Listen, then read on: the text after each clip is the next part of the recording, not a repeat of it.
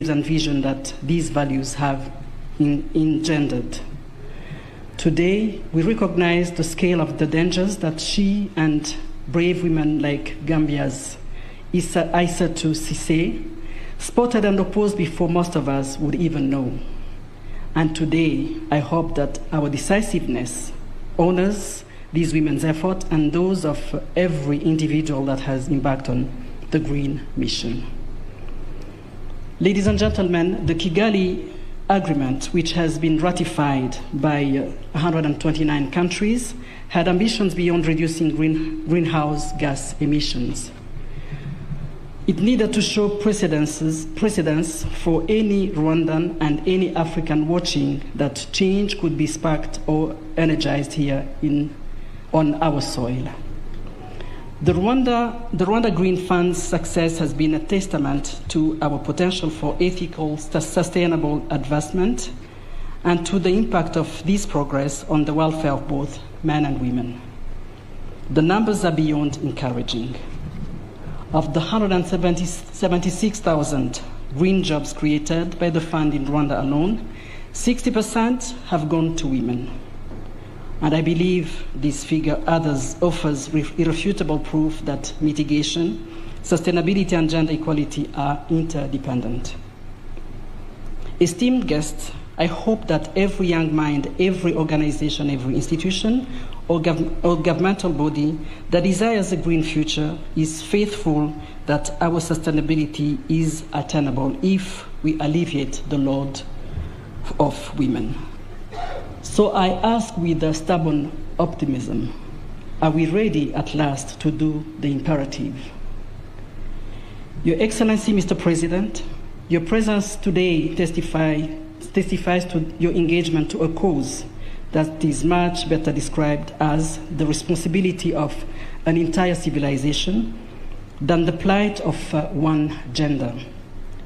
I applaud your integrity, for it's impossible to truly love one's people without loving the half that has and will birth them all.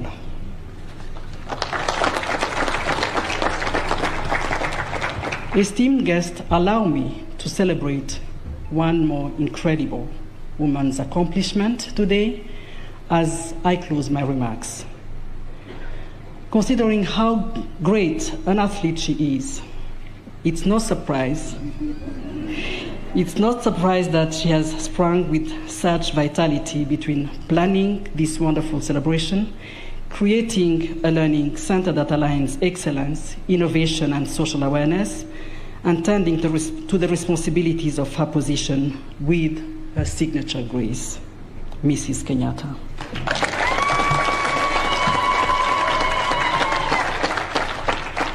Your Institute for Gender and Social Development is yet another impressive finish line you have crossed. This collaboration between Beyond Zero and the Kenya School of Development is ripe with promise. And my dear sister, you have exemplified how the half can and should strive to provide solution for itself. You have demonstrated with the hard work and principle of a truly empowered woman that though support is valued and welcomed, a community, whether united by experience, race, or gender, can look inwards for solutions. I'm thankful for today, and I'm looking forward to closing it with a wonderful read through the inspirational anthology of speeches that you have published today. Congratulations again. Nawashukuru sana kwa muda wenu. Muwe na siku njema. Happy International Women's Day.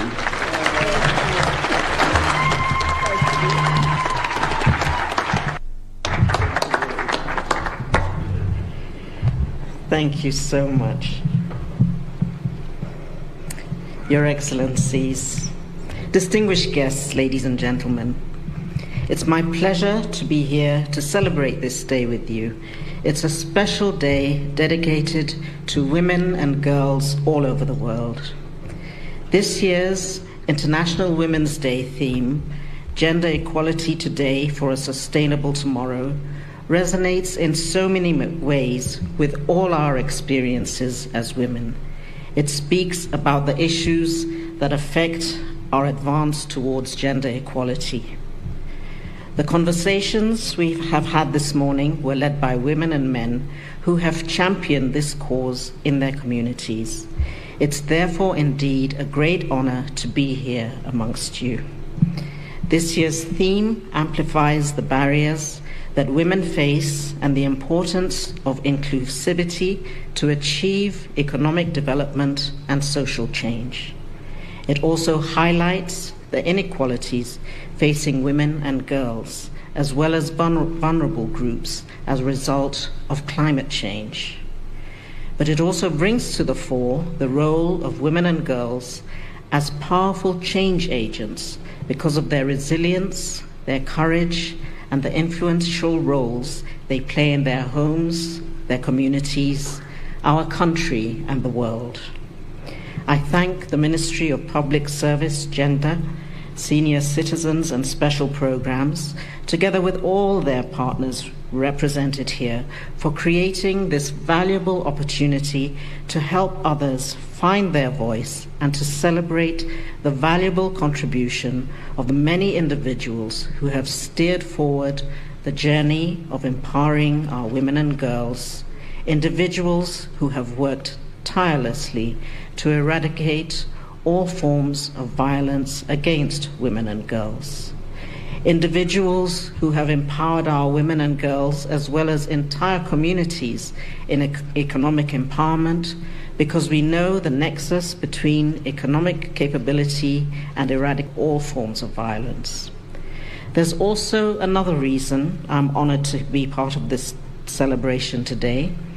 We have launched the start of an initiative that will focus its work on gender and social development. The Margaret Kenyatta Institute recognizes capabilities of many different people, especially women and girls, as leaders in their own right. It recognizes communities as important contributors of social and economic transformation. This has also been the passion and inspiration behind Beyond Zero, and I'm truly inspired and excited about our partnership with the Kenya School of Government. Our joint obligation is to come up with practical innovations that are geared for social change, and I remain committed towards that journey. With those remarks, it is now my honor and pleasure to invite our chief guest, please be upstanding, the President of the Republic of Kenya, to make his remarks. Thank you. Happy Women's Day. God bless you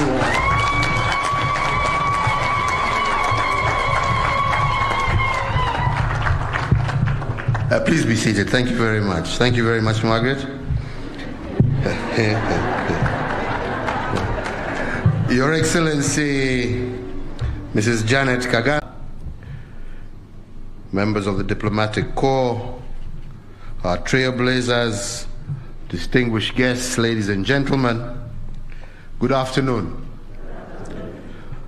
Let me begin by saying that it is a great pleasure to be here today as we as Kenyans join the rest of the world in celebrating the 2022 International Women's Day.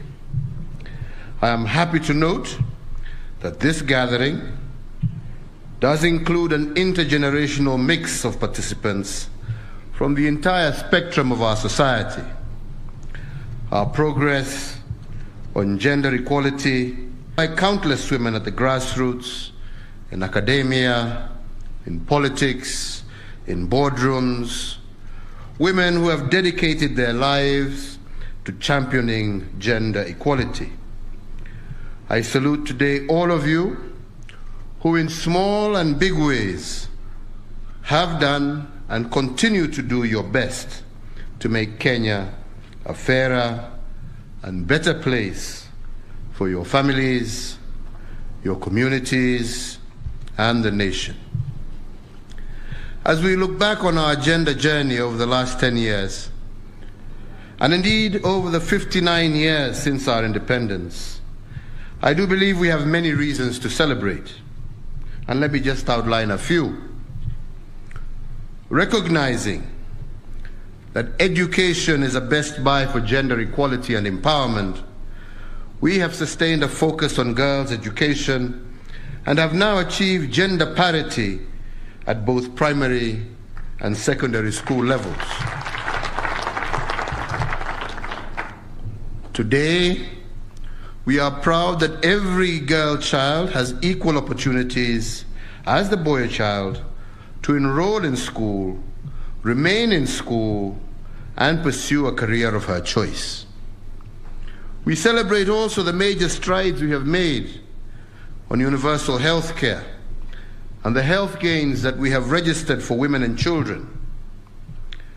Between 2008 and 2020, we recorded a significant decline in key maternal and child health indicators, including under 5 mortality, fertility rate, and maternal mortality. Further, life expectancy at birth has increased to about 67 years, with women living longer than men. So, Your Excellencies, ladies and gentlemen, women in Kenya continue to shatter the leadership glass ceiling. A year ago, I was proud to appoint Judge Martha Koome as the first female Chief Justice of the Republic of Kenya. 1/3 of my cabinet has been composed of women, some in strategic portfolios, including defense, lands, foreign affairs, energy, to name but a few. And an increasing number of women continue to assume positions of leadership in academia, but also in public and private sectors. We continue to strengthen women's economic empowerment with a focus on vulnerable but entrepreneurial women.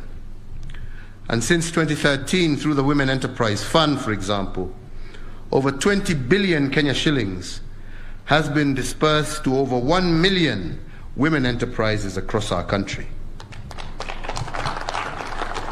And since the implementation of our new constitution in 2010, various legislations have been enacted to advance gender equality. Among the most notable is the Matrimonial Property Act of 2013, which safeguards women's property rights, the Land Act and the Land Registration Act, which secures women's land rights, the Prevention Against Domestic Violence Act of 2015, as well as the Election Offences Act 2016, to protect women against violence during elections. Ladies and gentlemen, it is notable, yes, that we have made significant progress in empowering our women folk, but we cannot say that we have achieved all our objectives, and therefore we cannot rest on our laurels. There are still outstanding systemic, structural, and cultural barriers, as well as regional disparities to address. A continuous focus on gender issues is therefore a priority for my administration and should be so even for future administrations. To enable girls from poor backgrounds to stay in school, we have ensured that at least 50% of scholarships out of 4,811 out of 9,000 scholarships were awarded to girls. And in addition, the government allocates annually about 400 million Kenya shillings to ensure that girls in public schools have access to free sanitary towels. Your Excellencies, ladies and gentlemen, female genital mutilation is one cultural practice that has continued to undermine the realization of the potential of our women folk. Indeed, it undermines the participation of girls in education, and in addition, it is harmful. It has harmful health consequences. In recognition of this fact, I did make a personal commitment to lead the war to end female genital mutilation. I'm pleased to inform this gathering on the progress that we have made to curb this harmful practice, and I want to applaud cultural as well as religious leaders, especially from the Borana, Samburu, and Pokot communities, who have made bold public declarations to eliminate FGM and child marriages. And I note in particular the Kesima Declaration in Samburu, which I personally witnessed.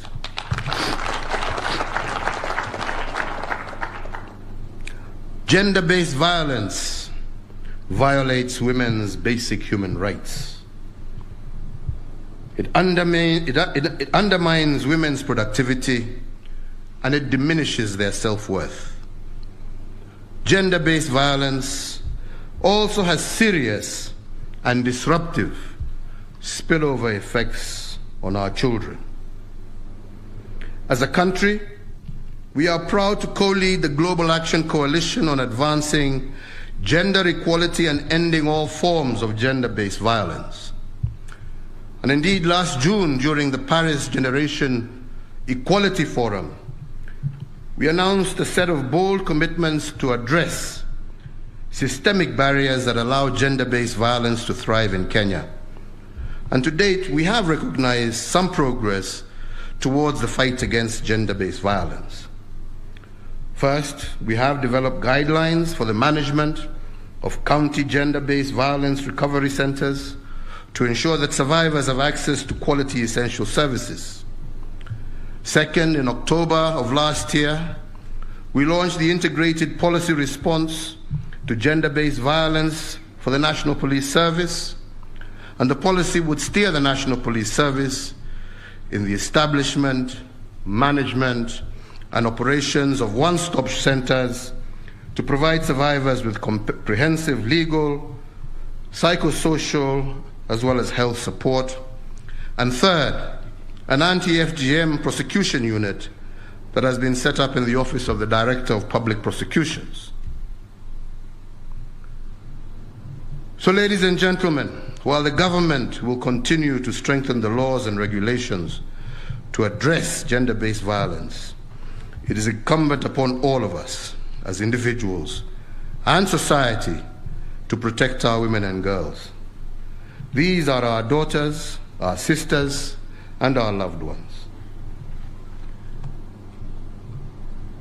I must at this stage refer to what was referred to here, because without a doubt that was a very disheartening thing to see, and it is only one of others that have occurred across this country, we must be honest.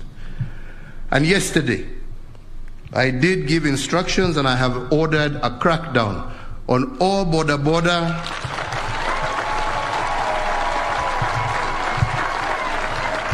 operators starting here in Nairobi and moving across the country. And the reason I have just chosen just to pause, just to refer to this, is because I know with this, and because we're in the silly season of politics, there are some out there who will go out and start saying the government is harassing small traders, small business people. There is nothing further from the truth. We want to see our young people succeed in their businesses. There is no government that has done more to support our young people in trying to foster their businesses.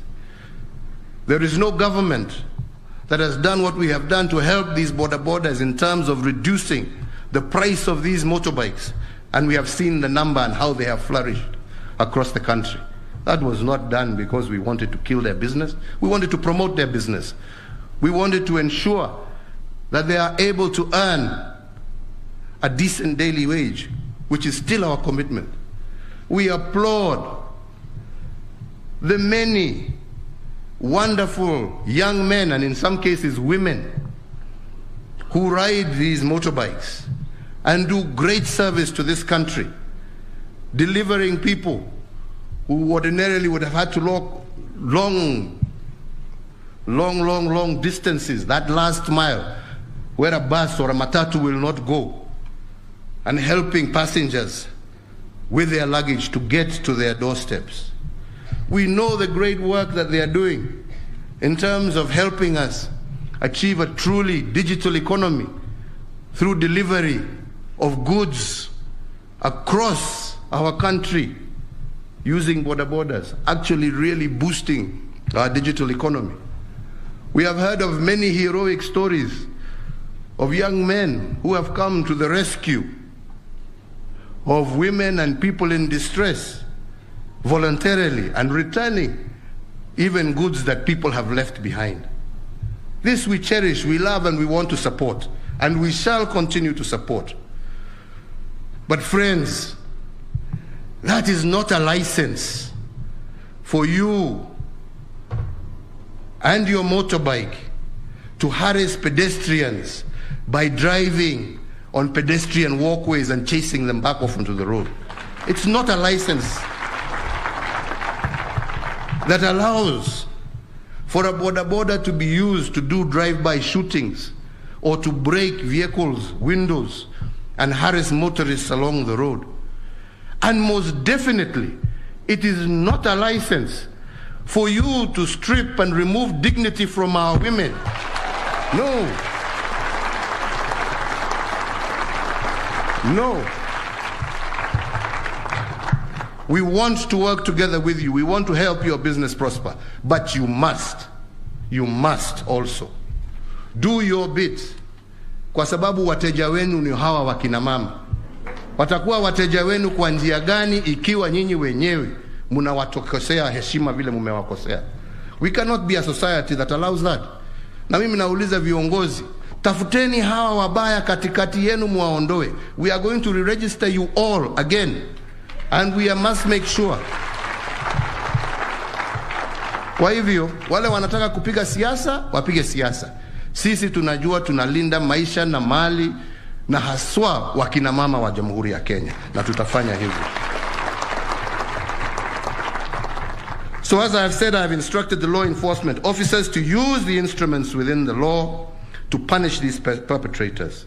And there should never be a repeat of what we saw, for this is a blight on the entire Kenyan society.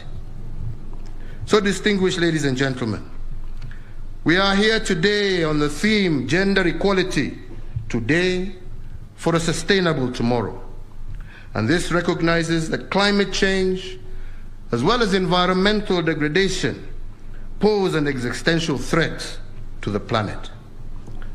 However, while everyone is threatened, it is the world's poorest and those in vulnerable situations, especially women and girls, who bear the brunt of climate-related social economic effects. All the evidence underscores the vital link between gender, social equity, and climate change, and recognizes that without a sustainable future will remain out of reach. In the last 5 years, Kenya has witnessed severe as well as prolonged droughts and the worst locust outbreak in 25 years, while rising water levels in the Rift Valley have also displaced thousands of people. Women have been disproportionately affected because of their central role in crop and livestock production. Women walk long distances to look for water, and they have left behind children and small livestock whom they are forced to look after, while men move away in search of scarce pasture and water in pastoral communities. And they also bear the brunt of the national resource-based conflicts, as we have seen in parts of our country. But women are not just victims of climate change. I do believe, as we have heard today, that they are also part of the solution. As agents of change to mitigate climate change and to strengthen resilience and adaptability, we have a strong platform for women to be at the forefront of sustainability. Actions we have taken to strengthen women empowerment, improve their ownership of assets such as land, and to increase their control of financial resources, have consolidated the role of women as change makers. We now need to harness that capacity by putting women and girls at the center of our climate change initiatives. This includes initiatives on climate financing, new technologies, as well as training. I applaud the many women in Kenya who are at the forefront in leading sustainability initiatives across the country. They include women groups, such as a group in Marsabit that is working with World Vision and the Kenya Forestry Service to promote regreening and reforestation initiatives. I also note a number of people who have also key executives, such as Rebecca Miano, a leader in the generation of renewable energy, as well as innovators such as Nora Magero, the founder and CEO of Drop Access, a youth-led social enterprise that develops practical and affordable energy solutions. Nora has developed the VaxiBox, a portable solar-powered refrigerator that is easily mounted on a bicycle or motorbike to safely transport and store medical as well as food supplies. So to them, we give our congratulations as we encourage more of our women and girls to participate in climate change activities. So, Your Excellencies, ladies and gentlemen, as I conclude, I would like to also recognize our women trailblazers who championed gender equality and the empowerment of women in the early years of our independence and after our independence. Their bold, tireless, and unheralded work paved the way and set the pace for the great progress we witness today on gender equality. I want to thank, through you, Margaret Kobia, not Margaret Kenyatta this time, the Department for Gender, for organizing visits to these women and encouraging younger women to draw instructive lessons from these pace setters. We as a country advance when we learn from the past and use the lessons as a springboard to build a better future. In this spirit, today we shall be conferring awards to celebrate women and girls who have done exemplary work in their respective fields to promote gender equality and the empowerment of women. I would also like to take this opportunity to congratulate now you, Margaret Kenyatta, the First Lady of the Republic of Kenya, and the Kenya School of Government for setting up the Margaret Kenyatta Institute for Gender and Social Development. This institution will be critical in ensuring that we maintain and protect the gains that we have made on gender equality and provide leadership in identifying, addressing emerging challenges as they arise. An urgent program the Institute could immediately take up is to provide leadership in helping our Kenyan girls recover the education losses arising from the pandemic that we have just come through, and to support our women regain livelihoods, and to develop strategies for putting women at the center of a green and sustainable post-COVID recovery agenda. Finally, ladies and gentlemen, let me state that we are proud of our past achievements and we remain confident about scaling the heights on gender equality as we progress into the future. I wish you all today a very happy International Women's Day 2022. Mungu awabariki, awalinde, na tutaendelea hivyo hivyo. Asanteni sana. Asanti sana Mheshimiwa Rais. Kwa heshima ninaomba uketi. Shukrani za dhati, na kwa sasa Mheshimiwa Rais, kwa ruhusa yako kwa mara nyingine, ninaomba tuweze kuelekea katika kipindi cha kuwatuza na kuwapongeza baadhi ya Wakenya wenzetu ambao wameweza kubobea katika masuala mbalimbali. Tutaanzia kwa wale wamekuwa katika mpango wa kupigana dhidi ya vita vya ukeketaji, swala ambalo umelipa kipaumbele mno, na tunashukuru na kulipongeza, na hilo nitalifanya kwa kumwalika mkurugenzi mkuu wa chuo hiki Profesa Ludeki Chweya ili aweze kuwasoma kwa majina waliofuzu katika masomo hayo siku ya leo. Karibu sana Profesa.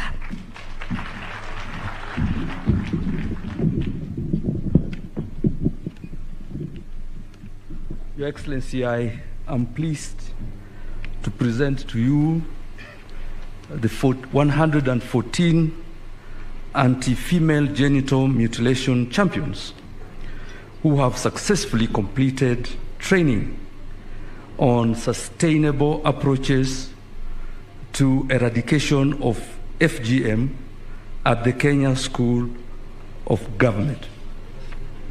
The training was conducted with the generous support from the Anti-Female Genital Mutilation Board, as well as from the United Nations Population Fund.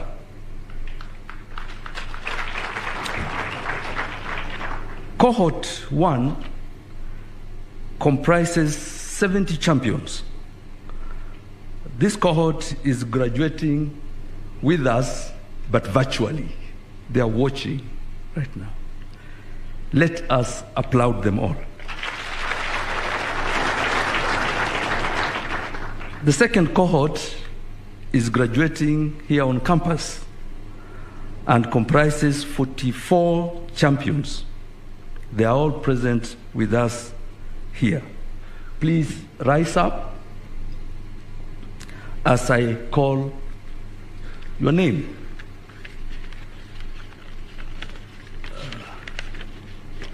We have, Your Excellency, Ahmed Abdi. God.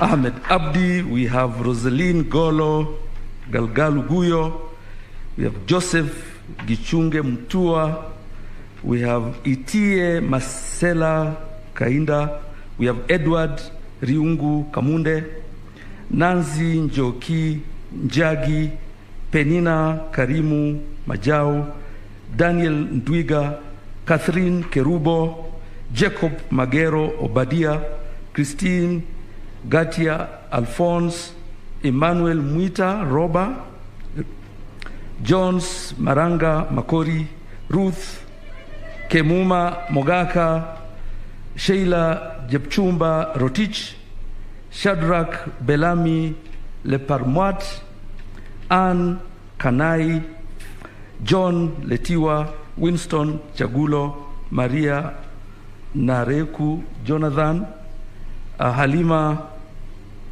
Bochola, Ali Mohammed Osman, Leka Rokia Ole Nangoro, Jedida Lemarion, Robinson Rotich, Sally Chepkogen Kirui, Fatuma Ronei Gilasi, Abdullahi Haji Gudo, Eunice Jepchumba, Solomon Kemei Kiterie, Josephine Nderias Lengupis, Esther Kenesoi Kuraru, Abdishkuru Jeli Ibrahim, Muhumbo Idle Hassan, Abud Hussein Kala, Nuria Golo Halake, Jacqueline Koech, Kevin Kipkorir Moindi, Susan Cheyech Kulem, Dennis Masika Mwinyi, Shukr Junet, Halio Haji, Safia Dahir Ibrahim, Emmanuel Lekishon, and Sereti Nabala Sharon. Katika kipindi hicho mama wa taifa letu la Kenya Bi Margaret Kenyatta, ninaomba angalau uwapongeze.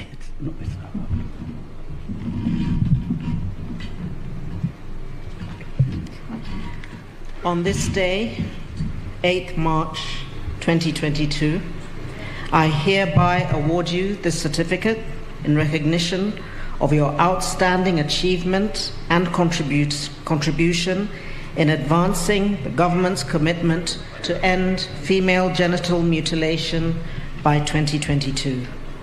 Ending female genital mutilation requires our collective effort, and I congratulate you all for this great achievement.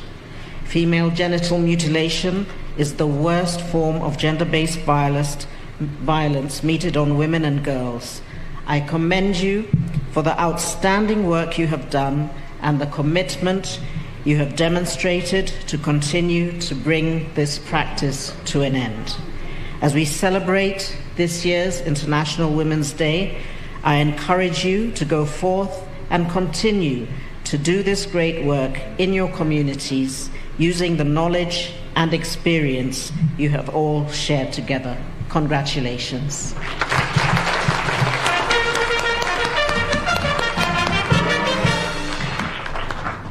Asante mama taifa, tunaomba unaweza keti. Tafadhali tuketi. Mheshimiwa Rais, katika kipindi cha pili cha kuwatuza baadhi ya Wakenya hawa ambao wameweza kubobea sana katika nyanja hizo, ninaomba niweze kumkaribisha Katibu Mkuu katika kitivo cha masuala ya jinsia Bi Faith Kasiva atuongoze kwa kuwataja baadhi ya wanawake bomba ambao kwa njia mbalimbali wameweza kuwa tofauti katika utendakazi wao kwenye nyanja tofauti vile vile. Karibu sana madam.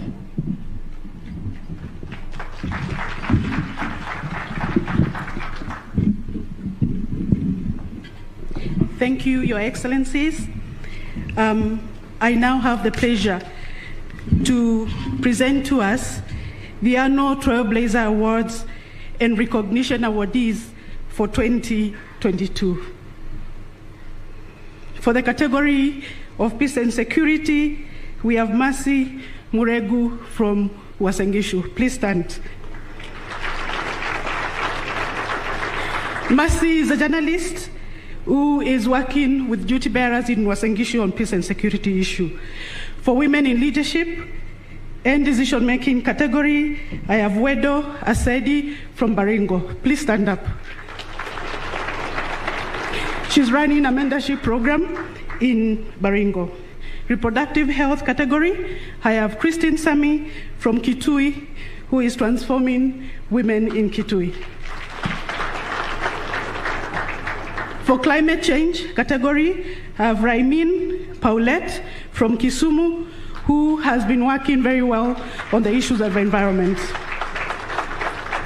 For access to justice, I have Lydia Murioki from Embu, who has spearheaded public interest litigation that actually ensured that P3 forms are not charged, so that they are now free. Your Excellencies, for the special category, starting with the late Dr. Joyce Laboso Award, we have Diana Kamande, who has been championing the plight of widows. For the late Mariam Elmawi, former PS, we have Sally Musonye, who is an engineer who is working with girls in STEM.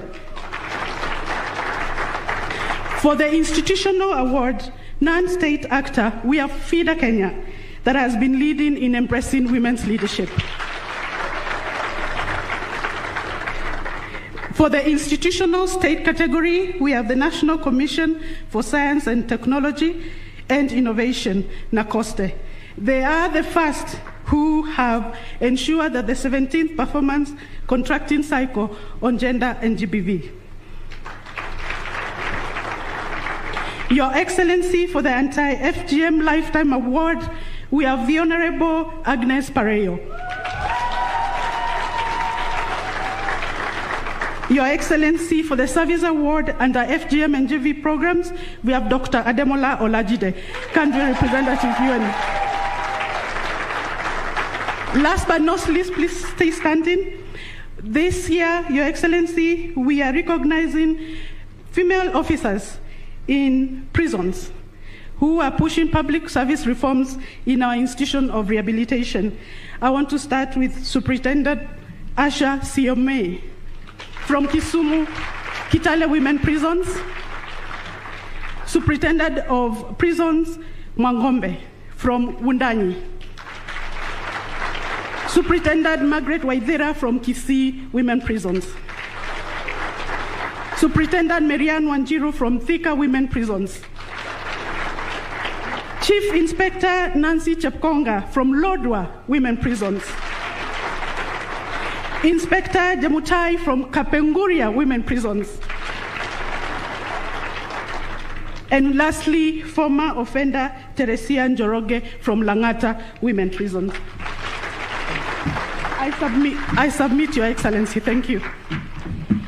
Wakiendelea kusimama, Mheshimiwa Rais, naomba angalau uwape neno moja la kuwapongeza. Tafadhali, karibu.